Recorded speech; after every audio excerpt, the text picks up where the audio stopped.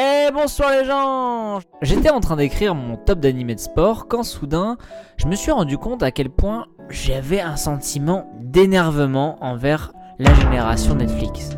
Un sentiment que j'avais dans un premier temps envie d'extérioriser avec une vidéo, mais finalement je me suis posé 2 minutes et j'ai réfléchi afin de mieux comprendre d'où venait ce sentiment de vieux con. En réfléchissant, je me suis rendu compte que ce sentiment que j'avais, c'était pas vraiment de la haine envers vous, mais plutôt de la jalousie. Oui, génération Netflix, je suis jaloux de toi. Et afin que tu comprennes pourquoi, j'ai décidé que cette vidéo ne serait pas un top animé de sport, mais plus une rétrospective sur l'histoire des animés de sport. Et ce voyage dans le temps se fera en 2 parties. La première, cette vidéo qui s'attardera sur les années 1950 à 1995. Et celle-ci commencera juste après le générique.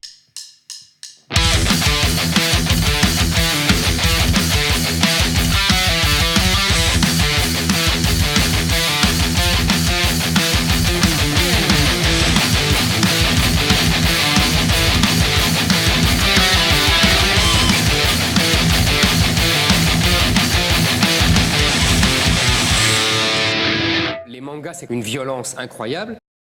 Notre histoire commence dans une période qu'on nommera la préhistoire de l'animation. Une période qui se déroule entre fin 1950 et début 1970. En 1958 sortira Le Serpent Blanc, premier film d'animation produit par un studio japonais, un studio bien connu aujourd'hui car il s'agit de la Toei Animation. Ce premier film est vraiment le point de départ de l'animation japonaise, une animation qui s'inspire énormément de l'animation américaine et notamment de Disney. D'ailleurs, la Toei copiera même Disney jusqu'à son rythme de sortie, avec un long métrage chaque année.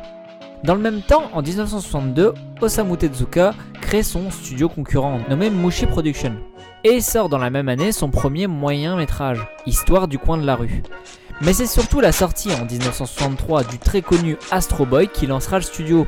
Un animé qui, contrairement à ce qu'on pense, n'est pas le premier animé à proprement parler, car la primeur revient à Otogi Manga Calendar, sorti en 1961 sur Fuji TV. Pour vous donner une idée de ce qu'était l'animé, c'était un concept assez similaire à Il était une fois l'homme. Néanmoins, c'est bien Astro Boy qui posera vraiment les bases du format sériel de l'animation, avec un héros et une histoire à suivre épisode par épisode. Et comme Otogi Manga Calendar, Astro Boy sera diffusé sur Fuji TV, le format d'Astro Boy étant bien plus adapté à la télévision qu'au cinéma. Un cinéma qui est d'ailleurs en perte de vitesse, car la télévision se démocratise de plus en plus dans les foyers japonais. Et ça, Fuji TV l'a bien compris et va continuer à commander des animés, notamment à Tatsunoko Production, le 3e grand studio d'animation de l'époque, spécialisé lui plus dans les formats courts. Leur première commande sera en 1965, Space Ace, mais en ce qui nous concerne, c'est surtout la production de Mac Go Go Go en 1967 qui est importante. Un animé plus connu sous le nom de Speed Racer et que l'on peut considérer comme le premier animé de sport, mais surtout comme le premier manga à être exporté aux États-Unis. Et tant qu'on en est à parler de Tatsunoko Production, il est à noter qu'ils produiront en 1969 Kuronai Sanshiro, mais on reparlera de ce manga plus tard. Fuji TV n'est pas la seule chaîne à s'intéresser au programme jeunesse. C'est le cas aussi de TBS qui, après avoir diffusé 8 Man, va décider de créer son propre studio de production en 1964, Tokyo's Movies. Alors un studio qui connaîtra des débuts très compliqués, mais grâce à l'arrivée de plusieurs anciens animateurs de la Toei, qui mettront en place un studio filial appelé A-Production, 2 animés vont voir le jour et réellement lancer Tokyo Movies. Il s'agit de Kyojin no Oshi en 1968 et Attack Number 1 en 1969. Attack Number 1 est un animé important pour l'animation sportive car il est le premier animé de sport destiné au public féminin.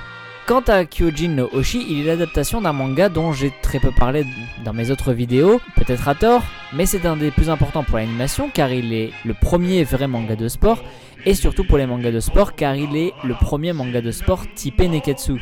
Un style Neketsu que l'on retrouvera dans un autre manga de sport du même auteur, en plus mature, j'ai nommé Ashita no Joe, qui aura aussi le droit à son adaptation en 1971 par le studio Mushi Production. Malheureusement, en 1973, le studio fera faillite et ne finira donc pas la série. Mais avant de disparaître, le studio se distinguera par un dernier barreau d'honneur avec la trilogie Animerama, une trilogie de films érotiques, ce qui n'a rien à voir du tout avec le sujet, mais je tenais quand même à le préciser, on sait jamais. Ce qui nous amène donc dans les années 1970, l'antiquité de l'animation. La fermeture de Mushi Production implique l'éparpillement de ses animateurs et donc l'émergence de plusieurs studios de production, aujourd'hui très connus d'ailleurs, comme Sunrise ou encore Madhouse. D'ailleurs, en 1973, le premier animé de Madhouse sera sportif, puisqu'il s'agit de Eisuo Neare, connu chez nous sous le nom de Jeux 7 et Match, que vous connaissez peut-être grâce au joueur du grenier qui s'en est moqué un peu injustement. D'ailleurs, cet animé était quand même une grosse prise de risque à l'époque, de par son choix de sport, le tennis. En effet, la production d'animés de sport à l'époque se faisait sur des sports plutôt populaires, comme le volleyball pour les filles, étant donné que l'équipe féminine de volley était très performante à l'époque. Elles auront même un animé dédié en 1977, suite à leur victoire au JO de 76, Attack on Tomorrow. Et côté garçon, les sports choisis sont soit historiques comme le karaté ou le judo, soit par rapport à ce qui a déjà marché comme les sports automobiles, mais surtout le baseball. Et ça, en baseball, c'est simple. Chaque année, il y a un nouvel animé qui sortira au Japon. Et il faudra attendre 1980 qu'une vraie série d'importance refasse surface pour faire des animés sur un autre sport. Cet animé, ce sera Ashita no Joe 2, un animé estampillé Tokyo Movies, mais qui en réalité était sous-traité par Madhouse. Et il sera connu chez nous sous le nom de Joe 2. En 1991. Car oui, enfin, on va parler de notre beau pays qu'est la France. Car durant la période 70-80, c'est l'arrivée des premiers animés en France. Plus exactement, cela débute en 72, sur la première chaîne de l'ORTF, avec la diffusion du Roi Léo. Mais c'est vraiment à partir de juillet 78 que les choses sérieuses vont commencer. Antenne 2 diffusera alors Goldorak, et là, c'est le succès immédiat, ouvrant les portes à une pléthore d'animés, des animés qui sont déjà produits et qui ne coûtent pas cher et facilement exploitables, ce qui nous amène logiquement à la période 80-90.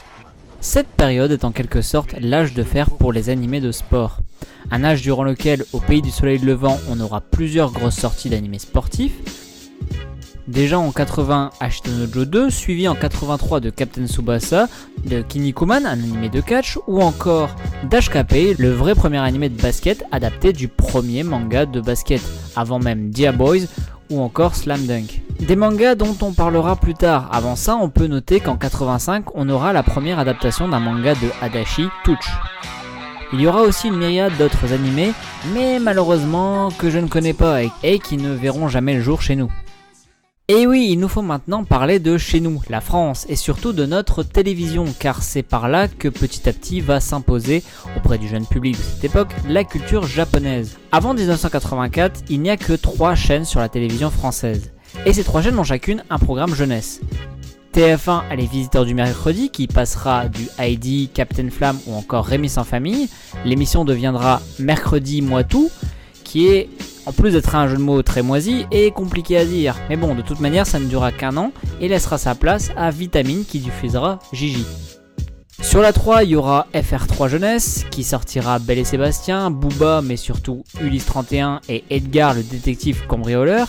Nom français pour Lupin the Third, réalisé par Masaaki Osumi, Hayao Miyazaki et Isao Takahata. Mais l'émission qui restera le plus connue, c'est Recrea 2, qui a été la première à diffuser des animés japonais et qui diffusera pendant cette période Candy, Albator, Cobra ou Lady Oscar, mais surtout le tout premier animé de sport en 1985, j'ai nommé Judo Boy, de son original Kuronai Sanshiro, le second animé de sport japonais qui était sorti au Japon 16 ans plus tôt. Ça, c'est pour la période 80-86 environ, parce que très vite, la télévision française va beaucoup changer, avec la création de 2 nouvelles chaînes et la privatisation d'une 3e. Cela à cause de plusieurs intrications politiques très intéressantes, mais qu'on n'aura pas le temps de développer ici. En résumé, Canal+ voit le jour en 84, mais cela ne nous intéresse que très peu. Tandis que la 5 verra le jour en 86, une chaîne franco-italienne qui possédera dans son catalogue une émission italienne donc, pour les enfants du nom de Bim Boum Bam, qu'on renommera en France Youpi, l'école est finie. Une émission très intéressante pour nous, puisque elle diffusera en 87 le second animé sportif de la télévision française, j'ai nommé Jeanne et Serge. Faudra attendre un petit peu pour l'autre. De l'autre côté, en 87, TF1 est privatisé. Là aussi, plein de choses à dire, mais le plus important pour nous, c'est que TF1 s'intéresse de très près au marché de la jeunesse et va faire venir Dorothée, l'animatrice vedette de l'émission Recrea 2, pour créer l'émission bien connue du Je vous disais de l'autre côté car à ce moment-là, la 5 et TF1 vont se livrer une guerre d'audience. Et une des séries phares de la 5 sera en 88, Olive et Tom. Enfin, le mois d'après, toujours sur la 5, c'est une troisième série de sport qui sort, Cynthia ou le rythme de la vie. Tandis que le club d'eau, en sport, ciblera plutôt les jeunes filles, avec en 88 les attaquantes, le nom français de Attack Number 1, dont j'ai parlé précédemment, suivi en 89 de... Cette période est la première où on constate un vrai affrontement sur le plan des animés sportifs. Et c'est le club Dorothée qui perdra cette bataille. Il faut dire que les animés qu'elle proposait ont déjà plus de 20 ans et accusent vraiment le coup. Là où les animés de la 5 sont bien plus récents et de très bonne qualité. Et tout ça, les clubs de volleyball, de GRS ou bien de football de l'époque pourront en témoigner. Tout comme le fait que les génériques vous ont marqué. Même si ça on le doit aussi en grande partie aux nombreuses rediffusions qui auront lieu plus tard. Malheureusement, ce n'est pas parce qu'on gagne une bataille qu'on gagne la guerre, et la défaite de la 5 en 92 célébrera la fin d'une période, et le début d'un règne pour le club Dorothée qui va durer. Ce règne se déroulera entre 90 et 95, sur une période que j'ai nommée l'âge d'airain. Un an avant la défaite de 92, Silvio Berlusconi, qui possède les droits de diffusion de la plupart des séries de la 5, revendra ses droits à la plupart de ses concurrents de l'époque, notamment à AB Productions, le distributeur du club Dorothée. Mais pour sa dernière année, l'émission Youpi, l'école est finie de la 5 sortira non pas un mais deux animés de sport inédits. Théo ou la batte de la victoire, un nom très bizarre avec cette image, mais surtout un animé qui aura subi beaucoup de coupures et dont certains épisodes ne seront même pas diffusés, jugés trop choquants. Et le second sera Ashitano Joe 2, sobrement réintitulé Joe 2. Mais malheureusement, l'émission s'arrêtera en 92 et seuls 26 épisodes auront pu être diffusés. Pendant ce temps-là, toujours en 91, le club Dorothée profite de ses nouveaux achats avec la rediffusion d'Olive et Tom. Et un an après, en 92, c'est la diffusion d'un autre manga de sport par TF1, j'ai nommé L'école des champions. Une œuvre intéressante puisqu'elle est nommée comme étant une collaboration franco-nippone. En réalité, c'est une fausse collaboration qui est en fait 100% japonaise, mais dont on a remonté certains épisodes afin de rajouter 3 épisodes remplis de flashbacks. Une technique qu'on a ensuite enseignée à la Toei qui va très généreusement la réutiliser. Ces 3 épisodes avaient 2 buts. Le premier était évidemment de combler la commande qui était à la base 52 épisodes et non 48 qui ont été fournis par le Japon. Et la seconde, beaucoup plus importante, était de faire de cette série une série de collaborations franco-nippones, respectant ainsi le quota de production française sur les chaînes, et on en reparlera plus tard de ce quota. Mais le gros de cette période est surtout rempli de rediffusions d'animés qui ont bien marché, comme en 94 la rediffusion de Jeanne et Serge. Et donc à part ces rediffusions en France, de nouveaux animés de sport, il n'y en aura pas. Tandis qu'au Japon, les productions d'animés de sport, ça ne s'est pas arrêté. Citons-en 4 que je trouve personnellement notables. Par exemple, en 93 arrive Slam Dunk, un animé qui aurait pu être sur le club Dorothée car annoncé en 94, mais ils se réviseront très vite, ayant peur que la série fasse de l'ombre à la très grande série des Kangous.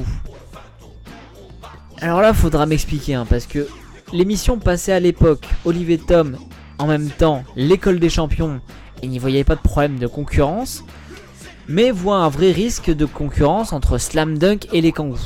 Vraiment, je comprends pas. C'est choc. Toujours au Japon, en 95, H2 et surtout Initial D.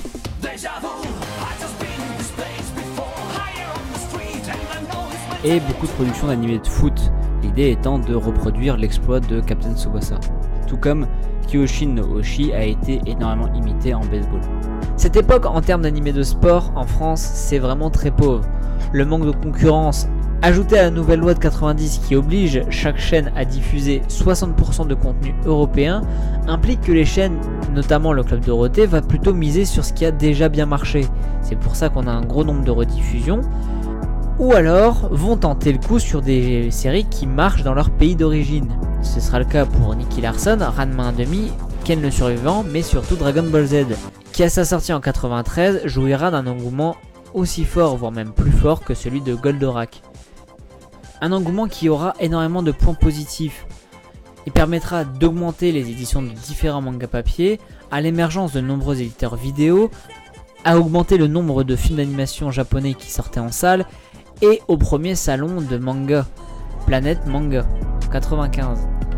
Mais ces animés, et surtout la liesse populaire soudaine pour tout ça, n'aura pas que des répercussions positives, bien au contraire. Mais ça, ce sera dans la seconde vidéo.